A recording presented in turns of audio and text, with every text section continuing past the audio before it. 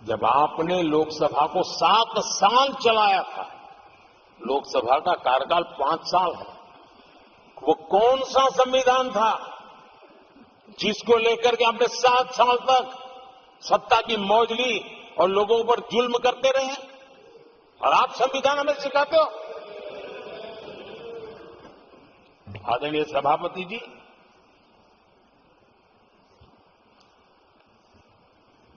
दर्जनों आर्टिकल्स पर, यानी संविधान की आत्मा को छिन्न विच्छिन्न करने का पाप इन्हीं लोगों ने उस कालखंड में किया था। 38वां, 39वां और 42वां संविधान संशोधन, और उस संशोधन में यानी मिनी कॉन्स्टिट्यूशन के रूप में कहा जाता था। ये सब क्या था? आपके मुंह में संविधान की रक्षा शब्द शोभा नहीं देता है। ये पाप कर करके आप बैठे हुए लोग हो। इमरजेंसी में पिछली सरकार में 10 साल ये कैबिनेट में क्या घट गई थी? क्या हुआ था? प्रधानमंत्री संवैधानिक पद है, प्रधानमंत्री के पद के ऊपर एनएसी बैठ जाना, ये कौन से संविधान में कल आए थे व्यवस्था? किस संविधान में से बनाया था आप लोगों ने?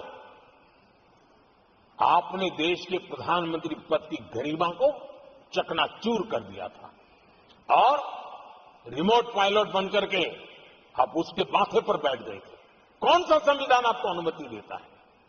आदरणीय सभापति जी, जरा ये बताएं हमको, वो कौन सा संविधान है जो एक सांसद को कैबिनेट के निर्णय को सार्वजनिक रूप से फाड़ देने का हक दे देता है? वो कौन सा संविधान था? आदरणीय सभापति जी, हमारे देश में लिखित रूप में प्रोटोकॉल की व्यवस्था है।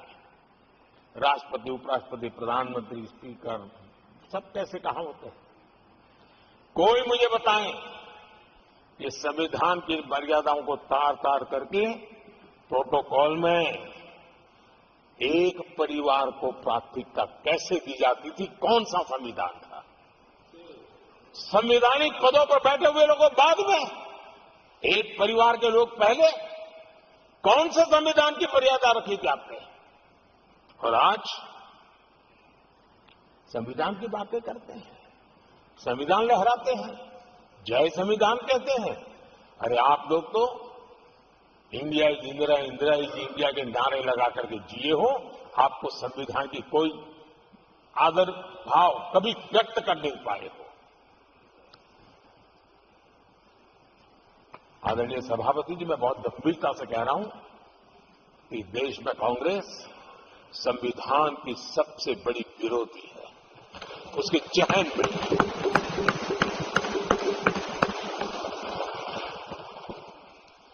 आदरणीय सभापति जी, इस पूरी चर्चा के दरमियान उनको 200-500 साल की बातें करने का तो हक है, लेकिन इमरजेंसी की बात के लिए तो वो बहुत पुराना हो गया। तो आपके पाप पुराने हो जाते हैं तो खत्म हो जाते हैं क्या? आदरणीय सभापति जी, इस हाउस में कोशिश की गई संविधान की बात करना, लेकिन इमरजेंसी को कभी भी आने नहीं देना, ये चर्चा करने का अनुभव है। लेकिन ये देश,